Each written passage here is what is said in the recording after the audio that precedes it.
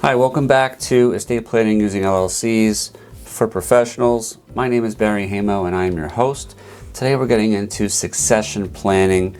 To start off with, I just recently posted an article in LexisNexis's Practical Guidance entitled The Intersection of Business Succession Planning and Estate Planning.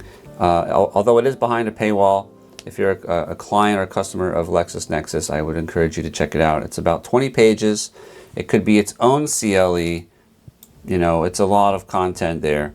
And so we're going to cover it at a high level today. I want to give you an important statistic to think about to get started. Number one, did you know that $84 trillion is going to pass from the baby boomer generation by 2045? That is an insane amount of money and value that is hopefully going to pass. But as we're going to learn soon, it's probably not going to all end up in the next generation. It's going to dissipate into the thin air. And it's unfortunate that is the case. So, what are the goals of succession planning? Obviously, avoiding probate and guardianship. You know, probate's the process of dealing with your affairs when you pass, and guardianship is the court that deals with incapacity and getting the right fiduciaries in the form of a guardian appointed, or if you have estate plan documents, having your documents upheld. Protecting and preserving wealth, minimize taxes. Everybody wants to minimize taxes. Maximize the likelihood of a successful transition. Maximize the amount of value that is shifted to the next generation, the beneficiaries and successors, which I alluded to earlier. It's very unlikely that full amount is going to pass, I'm telling you. In terms of applicability, we're talking about succession relates to death, disability, I would say retirement is a very important one to think about. Generally, the business is the largest asset in someone's estate, so it needs to have the most attention and needs to be taken seriously. Sometimes exit isn't on the table, so succession is the only option. For example, well, I think I'll talk about it later, but just in case, you know, sometimes we have clients where they could sell it for a certain amount, but that money, if invested, would not produce the same income. And if you're dealing with retirement and your income needs for retirement, you have to make sure that you're addressing that properly. Otherwise, you could sell, have an exit, and then not have enough money to survive, or at least have a meaningful life in retirement. Some people, on the opposite, they can exit for a lot of money. They don't want to. They don't have succession plans. There's nobody that can take over the business, and they refuse to sell, when in reality selling is probably the simplest way to maximize value to transfer to your heirs. So what are some of the problems? Lack of planning is one. People don't want to talk about death and disability. I don't care, we'll deal with it later. I'll be gone, it doesn't matter to me. That's a terrible attitude for my business. I will not have it. It's really putting your family at a disadvantage. I would say to people, somewhat in jest, if you don't like your family, don't do any planning. If you don't like them, put them through the probate process. It's the ultimate scavenger hunt. It's really the ultimate FU if you don't like them. If you do like them, you want to avoid that process and make sure you've planned. You want to have the right documentation, the right insurance, the right advisors. Timing, I just alluded to earlier, is important. Sometimes people don't want to sell when they should. Sometimes it takes 3 to 5 years to get it into a packaged product to sell. Exit planning is its own specialty nowadays. There's something called a CEPA, Certified Exit Planner. You know, lawyers and accountants are helpful there, and advisors as well. Timing is everything. Having the attention, focus. It's all these ingredients make up the formula for a successful succession plan. Another problem is, like, as I said, sometimes the math doesn't math. You know, you gotta just look at it and be objective in your job. One of the main things I said in my blog on Lexis was, like, sometimes you have to be the bearer of bad news to your clients and tell them what they don't want to hear. And that's our job as advisors.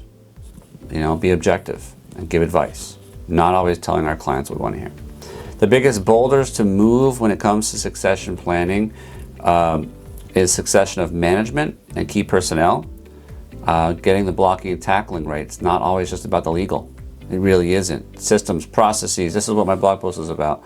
Systems, processes, understanding the business, who's going to be the right person, how to structure it, how to get compensation, incentives, rewards, etc. And of course, the last on my list of boulders is tax strategy. How to maximize the transaction so it's the most tax efficient way to do it.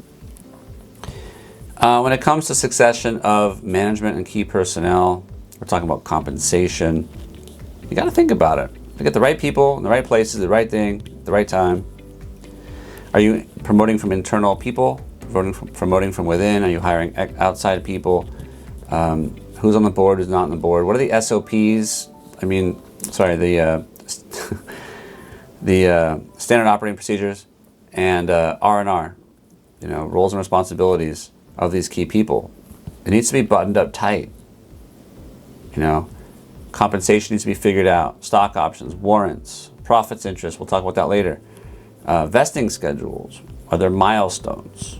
Specific milestones that need to be hit.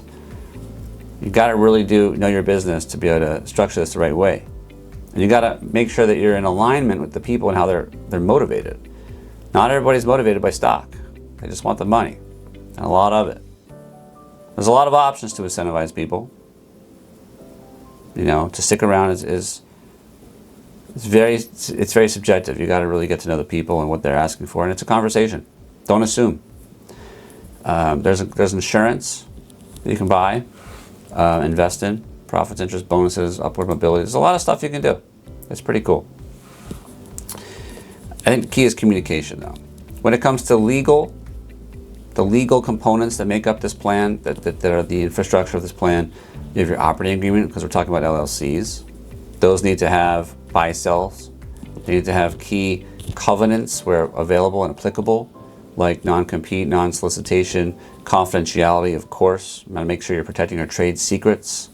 Employment agreements with those same covenants, those same things. I have a whole video on employment agreements in my YouTube video and bite-sized bits of knowledge. So I'm not going to go into the details of what goes into an employment agreement. And then, of course, profits, interest, award agreements, which are similar to employment agreements, but they're more geared towards what are the components of profits, interest, and how to maintain the tax benefits of them.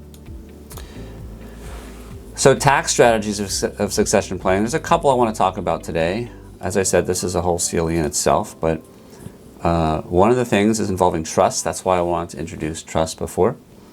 One specific type of trust that we talked about was a intentionally defective grantor trust, or an IDGIT. And these are trusts, as I mentioned, are irrevocable in nature, and they are taxed for income tax purposes to the grantor, but for estate tax purposes, they're out of the grantor's estate.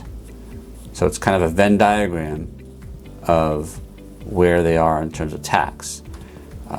What's interesting about them is how they work. So one strategy that you can use for succession is to seed fund a IDGIT with some cash by way of a gift or loan, and then that trust will buy your assets. And they can buy your assets, they can buy your LLC, they can buy a partial interest in both in exchange for financing.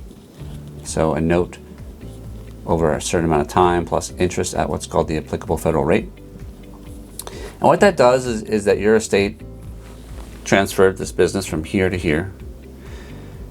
This is your estate and this is outside your estate. Your estate now has a note, which is frozen, and your trust, which is outside your estate, has the business and all the appreciation in the future. The note decreases with every payment, and you're going to spend that money probably. So it's helping you reduce your estate, and then you have your IDGIT, which has the business. And so this is one way to get your business out of your estate for tax planning and shift management and control to someone else potentially to ensure that that business continues without estate tax in the future, and for the benefit of those people who you designate.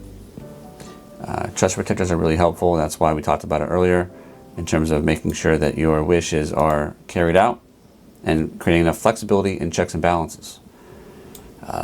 Another option to move LLCs around is a grantor retained annuity trust. A grantor retained annuity trust, or a GRAT. This is also an irrevocable grantor trust, meaning the income is taxed to the grantor.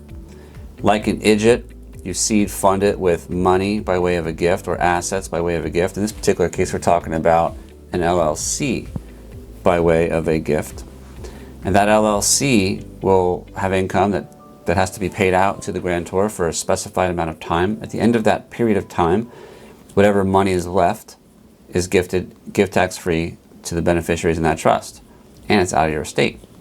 So these types of trusts are tied to the interest rates. So when interest rates are high, they're less advantageous because there's less margin of gain. So unless your business is really performing well, if interest rates are at 8%, you really got to do pretty well in your business to exceed the cost of that annuity. When interest rates were low during COVID, and interest rates were in the 2s or less, obviously putting money in there at low rates in the bank even probably covered your spread, and you can leave a nice meaningful gift at the end of that term. Another one is a spousal lifetime access trust, or a SLAT. Not a slut, but a SLAT. Spousal lifetime access trust. This is where you have spouses that fund a irrevocable grantor trust for the benefit of the other spouse. Usually you kind of do it like this reciprocally, but they must not be the same. They must be materially different. That's a whole issue that you must navigate very carefully. The IRS will disregard them if they are the same. If they are successfully separate, you've effectively gifted assets to the other spouse outside the estate forever, which is helpful in terms of making sure that business doesn't get subject to estate tax later, and the right management is set through the trust level.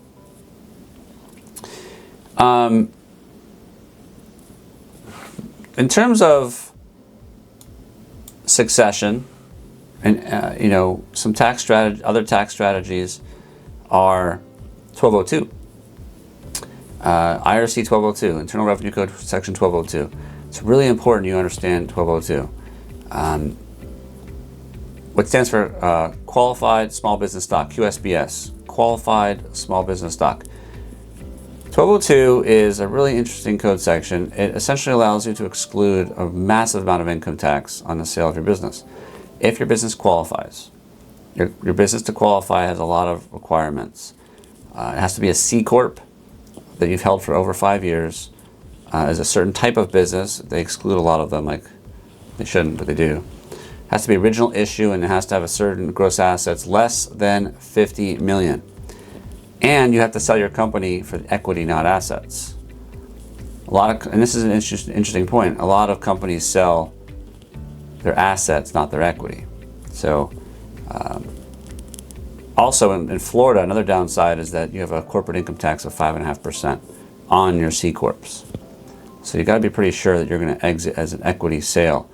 The areas that come to mind to me that are equity sales are like in medicine, where you have an EIN tied to an insurance vendor, insurance company. It's really hard to deal with those insurance companies. So oftentimes, in my experience, medical companies of any kind typically sell the equity.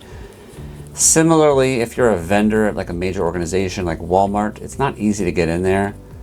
To have to get in there again is hard. So for that reason, it's easier sometimes just to buy the EIN and the vendor status. So you sell your equity. So what does it matter if you qualify? Well, you can exclude a lot of money. It's changed over the years from 50 to 75% to 100% of the tax. So now it's 100% of the tax, and as of last year in the big beautiful bill, that amount is the greater of 10 times your adjusted basis, or 15 million per taxpayer. This could add up to a lot of money. I mean, think about it, 10 times your adjusted basis. If you put money in, if you put 15 million or more, your greater is going to be on your basis. If you put less than 15 million, then the 15 million is your max. But there's a lot of creative structuring you could do to multiply the benefits here when it comes to trusts. So it's something you need to be mindful of, but also be mindful that there's difficulty, in using it. If you don't qualify, or you think you qualify but you're mistaken, or if you don't sell the equity, or just generally dealing with the tax along the way.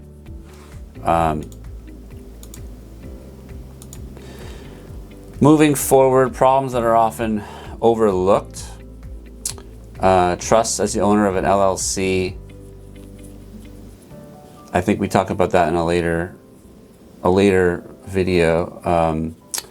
Dealing with triggers, making sure that they're not tied to the entity, but rather the triggers are tied to the trustee. So that way, if your trustee is the one who's disabled, then it kicks in, because you don't want to be having your partners be partners with spouses and creditors and other possibly non-qualified people or disinterested people. So you need to make sure you're connecting the dots on the triggers of the buy-sells with the trustee, and being careful, because sometimes you might be okay with certain parties and not others. Trust protectors are helpful because of the flexibility and oversight in these contexts, but these are things that need to be thought through, I must say. Again, there's a lot to go over in succession that we haven't really got to, but that's a good start for today. The next video is going to be talking about estate tax planning. I'm excited, so stay tuned for more, and thanks for stopping by.